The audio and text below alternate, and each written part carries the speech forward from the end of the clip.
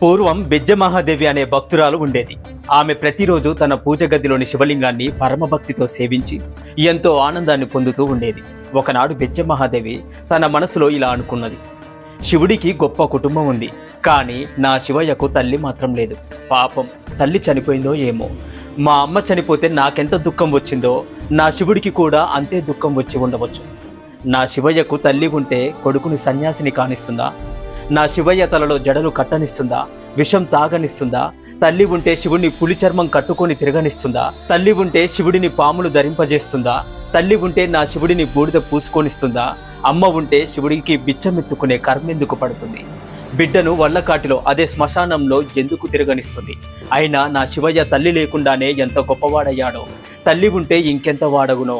అమ్మ లేని శివయ్యకిక నేనే తల్లినై ఉంటాను అని నిర్ణయించుకుంది బెజ్జమహాదేవి.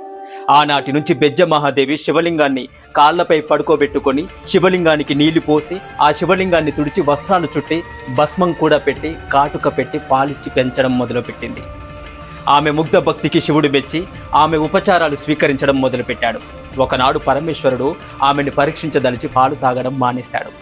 తన కొడుకు అనారోగ్యానికి బెజ్జమహాదేవి భయపడిపోయింది. అయ్యో, నా బిడ్డకి అంగిట్లో ముళ్ళైందో ఏమో. ప్రతి భక్తుడి ఇంటికి తిరిగి వారు ఏది పెడితే అది తిని వస్తాడు నా బిడ్డ శివుడు. ఎవరింట్లోనైనా శివయ్య గొంతు నొప్పి వచ్చిందో ఏమో అని పుత్ర వాత్సల్యంతో శివుడిని చూసి బెజ్జమహాదేవి ఏడ్చింది. ఆ బిడ్డ బాధ చూడలేక ప్రాణ త్యాగానికి కూడా సిద్ధపడుతూ, ఓ పరమేశ్వర, నీ బాధ చూస్తూ నేనిక జీవించలేను అని తన తలను నరుక్కోవడానికి సిద్ధపడింది ఆ తల్లి. అప్పుడు ప్రత్యక్షమయ్యాడు శివుడు. అమ్మా, మీ ప్రేమకు నేను మెచ్చి తిని, తల్లిలా నాకు పాలిచ్చి నన్ను పెంచారు. నీకు ఏం వరం కావాలో కోరుకో తల్లి అన్నాడు శివుడు. ఓ మహాదేవ, కన్న ప్రేమ కంటే పెంచిన ప్రేమయే గొప్పది. కావున నీ ముఖం శాశ్వతంగా నేను చూస్తూ ఉండేటట్టుగా నన్ను అనుగ్రహించు అని పలికింది బెజ్జమహాదేవి. బోళాశంకరుడు ఎంతో సంతోషించి ఆమెకు శివదర్శనం నిత్యతత్వంగా అంటే శాశ్వతంగా ప్రసాదించారు. శివునికి తల్లి అయిన కారణంగా బెజ్జమహాదేవి అమ్మవ్వ అనే పేరుతో ప్రసిద్ధురాలైంది.